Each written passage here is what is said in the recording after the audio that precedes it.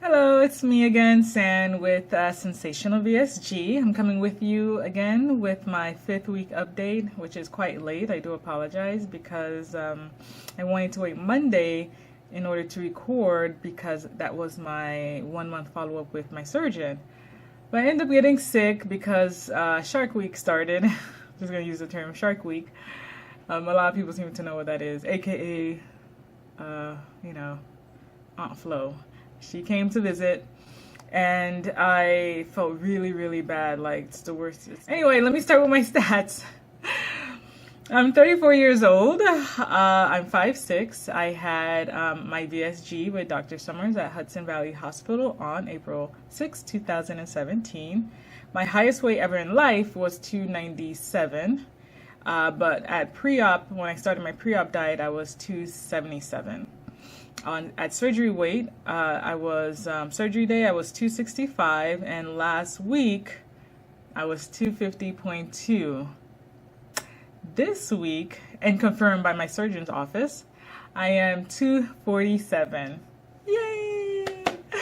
I am 247 now. I made my milestone, which I'm so happy about. One of my milestones was to get back down to my lowest lap band weight, which was 247, so I'm definitely heading in the right direction. So I'm really happy about that. 247. After weight loss surgery, that was the lowest I've ever gotten with the lap band. So I'm looking forward to even lower numbers with my sleeve. So I'm really happy about that. So I'm 247, which is a 3.2 pound loss for this week. It was a struggle. It was so much challenges. But I wanted to talk about my surgical complications I had with the sleeve. Now, do keep in mind, all experiences are different. This is what my experience was and my complications. My sister also had the sleeve done a week after me and did not experience these complications. And we're technically twins. On surgery day, after surgery was done, everything went well. I had a longer time in recovery. Usually that's the case because I have issues with anesthesia, which they know it seems to lower my blood pressure. So I was in recovery longer. I couldn't get my oxygen saturation up on my own, so I was stuck having to wear the oxygen mask the entire time I was at the hospital because I couldn't get over 95 on my own. So that was another complication, low oxygen saturation, which is not a big deal. Another thing was extreme inflammation in my esophagus. It was really, really tight. I barely did the barium swallow test because that thing they have you swallow, it was like stuck in my chest. The guy was like, the technician was like, keep swallowing air. That didn't help. It made it worse. So I was there, holding my chest, waiting for it to trickle down. After some time, they were able to take the photo, the x-ray of my chest, and lo and behold, I kind of passed. But my surgeon ended up visiting me and ended up giving me a steroid injection for the inflammation in my chest, which I don't think it helped, but it was a struggle drinking the liquids and everything when I was at the hospital. And it persisted when I was at home. So it took a while for any liquid to go down. Water was the worst, and the protein shakes at the time was the worst. The first 2 weeks of the post-op, and so I ended up mixing the water with juice, orange juice and lemonade and iced tea, and those went down. It went down, with a bit of struggle, but it didn't give me that squeezing feeling in my chest. It was strange. Also, I had this heat in my belly, like underneath my chest, above my belly, or my stomach, and it was like always burning, always a weird wave sensation. And come to find out, it was too much inflammation, one, but then also GERD or acid reflux, too much acid, I suppose. So they prescribed me an acid reducer. I forgot the name. Starts with a P. But it was prescription. The over-the-counter drugs for acid reducing didn't help at all. Nothing helped. So when I started taking those, I took it for 3 weeks. and it did help reduce the acid in my stomach. So that burning sensation eventually went away around week 3. But the main problem I had when I went to go see him in my sister's follow-up was a week after surgery. My sister was having hers done. I had the same pain that I had when I had the lap band inserted, like something touching my phrenic nerve or my diaphragm or something. And it would cause this stabbing pain, like underneath my rib, like from the inside, something was just poking my rib. And then the pain will shoot up into my neck and into my shoulder.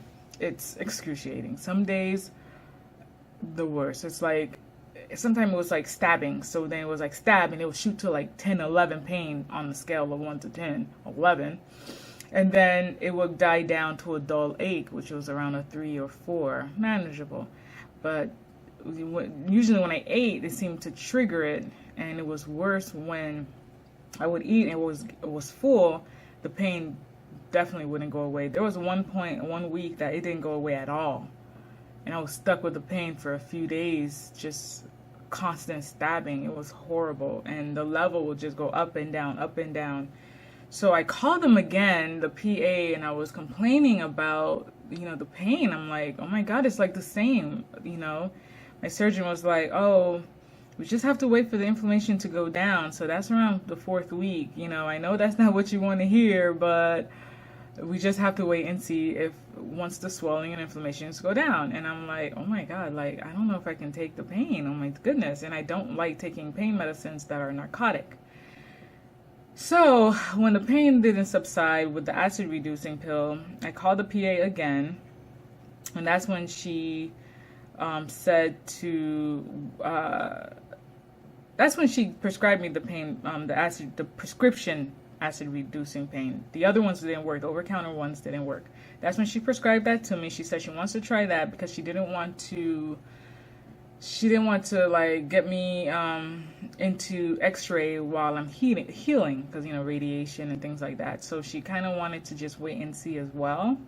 So I was like, telling myself to be patient. I did have to just suffer through the pain. There was a couple of times I did take the narcotics because the pain was just ridiculous.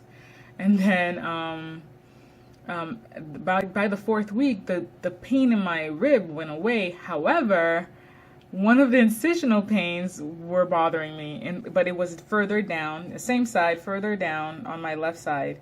And it was just, every time I took a deep breath or something, it was just like someone nudging it. It was weird. It was annoying. It was an annoying pain. It wasn't a painful pain. It was just, you feel it. And then my belly button incision had a bit of discharge. Yeah, apparently it opened a little bit. So it was discharging a little bit. So I had to make sure it was clean with alcohol every day and stick clean paper towels in it. Paper towel, I didn't have any more gauze. So I just put the paper and towel in there because it doesn't like flake off like, toilet paper does. And every day I had to do that until it stopped discharging. And eventually it stopped after about 4 to 5 days. It stopped. But it was pretty bad. The discharge was ridiculous. And there was a little bit of blood here and there. So I must have did something to reopen that stitch. But that was the first glue that came out. What that fell out was my belly button glue. So I'm not surprised that it was open. But I was really afraid that I was going to be a risk for infection. So I just made sure I kept the area clean, didn't mess with it, cleaned it with alcohol every day, and had paper there to help with the drainage. So that went away, so I'm happy about that. So that was my complication. So when I went to see him for the 1 month follow-up, which was my 5th week follow-up, I didn't have the GERD anymore. I stopped taking that prescription acid reducer. I don't have my side incisional pain, and I don't have any more discharge. Yay! The problems I do have is dizziness. I don't know if anyone has the same issue, but I'm still having dizziness issue. I stood up and I bend down, I stand up, I am like, woo, woozy, like someone just knocked me out or something. I was just like, it's like you see, like I see flashes and my eyes, like take a while to adjust. So I don't know what that is about. I did talk to the PA. The surgeon wasn't there. My PA was there, Kelly. and she said that it could be from low blood pressure, which should stabilize in a few weeks, or and to maintain my water, because it also could be a sign of dehydration. So I'm not sure if it's dehydration. She think it is. So, I'm not really good at really tracking my water, so I really can't say for certain. So maybe she's right. I don't know. So I'll track my water. That's one of my challenges. I need to track my water better, and track my water, and then track my and then I would like to check my blood pressure and make sure that it's not blood pressure related. If so, I hope it's stabilized. But even now, yesterday, the whole weekend, I was battling dizziness. It was crazy. So that's one of my issues now, is dizziness. And it sucks because of my job. My job is very active, so I do a lot of bending and lifting. So I don't know. I hope it'll go away. So that's my only issues for now, is the dizziness. I don't know why. So that was it. She did clear me for weights, and she did clear me for solid food. At this point, to add more solid food, so I can move into more denser foods. And it's funny because I already did. She approved us for more vegetables, but they say no raw vegetables, which is funny because I was eating tomatoes and salads and lettuce. So I'm okay with those, so I'm gonna continue eating my lettuce and my tomatoes. This morning, I made meatball and ricotta baked because I still had that ricotta from last time, and it came out pretty good. I actually looked up the recipe this time, so I didn't know you had supposed to add egg to the ricotta. So it makes sense. It keeps the form a little better. So that was nice. And I did meatballs from a Fresca. They had these chicken meatballs in Big Y, which were nice. And yeah, it doesn't look presentable. I can kind of show it to you. I'm eating my little bowl. So I had like half a serving. I did 2 meatballs for a full serving, 1 meatball for half a serving. So I'm eating half a serving now. It's getting cold, but it's really nice and soft. The meatball is it's dense, but it's not like meatball made with beef. So definitely it's chicken and ground, and it's good. Everything is good, actually. I really like this dish a lot, so I definitely recommend do it the way they did it, but I added meatballs to mine because I like meat. I love meat. So my challenges this week was the cravings. The cravings were still there, especially when I go out at long drives. You're like, oh, I want to go to like a fast food restaurant. So those cravings are still there for that, because I like Chick-fil-A, so I had their ice cream. It's like, even if I don't get their chicken or their fried food or their sandwiches, I always think about their ice cream and their lemonade and iced tea. I love those. So, but those are just empty carbs, which I can't afford to splurge on. So what I did was get their diet lemonade made with Splenda with unsweetened iced tea. That was pretty decent. It was pretty good, actually. My sister was like, eh, but I actually liked it. So that would be my go-to. We did do ice cream. I love their ice cream cones. So I just get the kitty size and eat like half of it because you get full with the cone and stuff. So I did have to splurge on that. I am not willing to try their chicken yet. Biscuits was another craving I had. So we did get biscuit from Popeyes, and had a nice little breakfast with the biscuits. So that was a challenge. So we just went ahead and got the biscuit. Now we did try the biscuit, which is another empty calorie not needed, but I was surprised that it actually went down. It was a slider food, but it sat like a rock in my stomach. So I did have to stop. I only ate like 3/4 of the biscuit, but I ate half of it. I stopped, put it to the side. After a few hours, I went back to it and ate the half of the quarter again, I guess. So, and it with the rest of my eggs and bacon, my sister made the meal. It was really good. So I had that craving. Rice. Yes. I bought this, we have this go-to Brazilian barbecue place, which is awesome. So I got rice, we bought a platter of ribs, bought they don't cook it like American style. They marinate the meat and it's grilled on a big fire charcoal grill. And it's not smothered in barbecue sauce. They don't do that. So you know what I'm talking about when you had Brazilian or Portuguese barbecue. And so we had the ribs. The ribs were beautifully done, tender, moist, fall off the bone. And the sides were rice and salad. So my sister did a good job. She ate the salad, but I dabbled a little bit on the rice.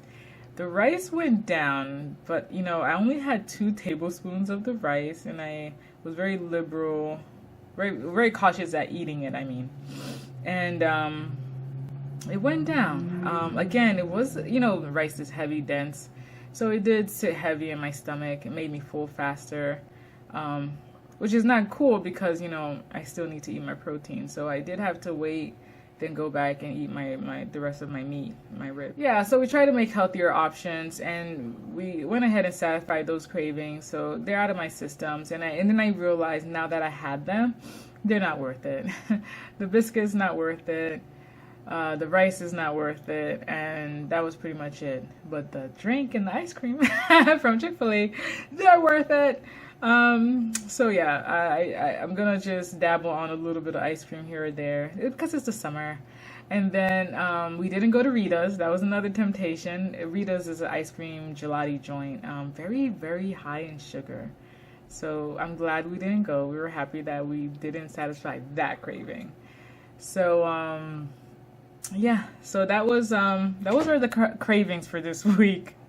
And this week they won out because I did dabble in eating them, and just got out of my system and realized they're not worth it. So I'm happy about that. Also, now that I did it, I still was able to lose 3.2 pounds, but still, don't do like me. Don't go off your plan. Stick to your plan as your doctor states, and just make sure you're not doing it to make yourself sick.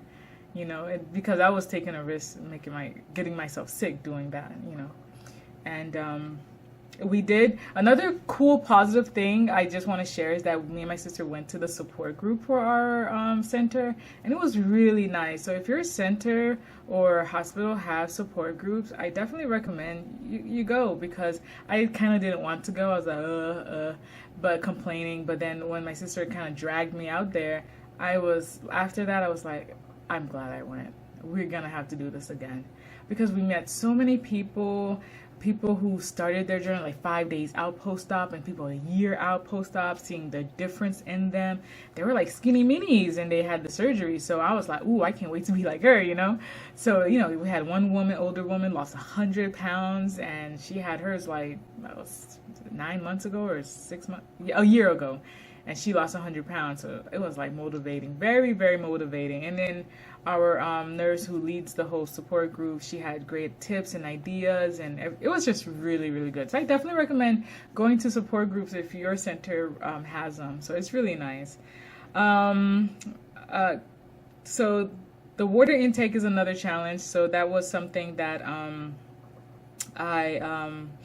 I need to track better, because I think I drink a lot of water, but I may not be. I only think I do. So I need to track to see where I'm at.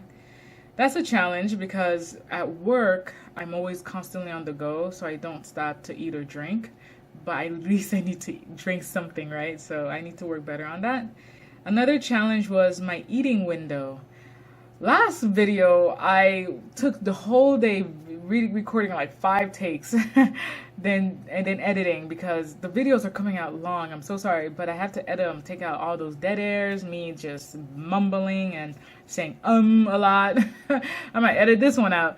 So it took me a long time. So by the time I ate, it was 5 o'clock in the afternoon.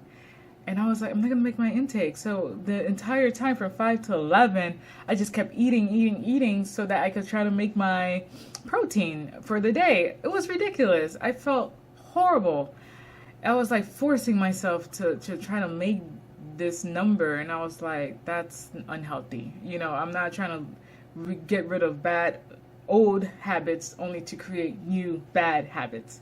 So I said not to do that. If I end up not eating or I eat one meal, oh well. I don't like the idea because I don't want to mess up. I don't know. I hope to still get weight loss, but I can't force myself to eat all that food, constantly grazing from 5 to 11, and then go to bed with a very full stomach, just feeling miserable. No way. I just can't do that anymore. So I definitely have to give myself a bigger window for eating. And if I end up with a smaller window to eat, I'm just going to have to eat that meal, call it a day. You know, not force it like I was that day. And I did it not just that day, I did it more than once. I did it like 3 times the week. Or yeah, 3 times during the week, and it just wasn't smart. It wasn't as small as the 5 to 11. It was more like 1 to 10 or 9, and because you have to wait and to drink and wait to eat, it was horrible. So I just know that I'm not going to force it anymore, and if I get hungry, I just get hungry. Another challenge this week was constipation. Ooh, the big C word.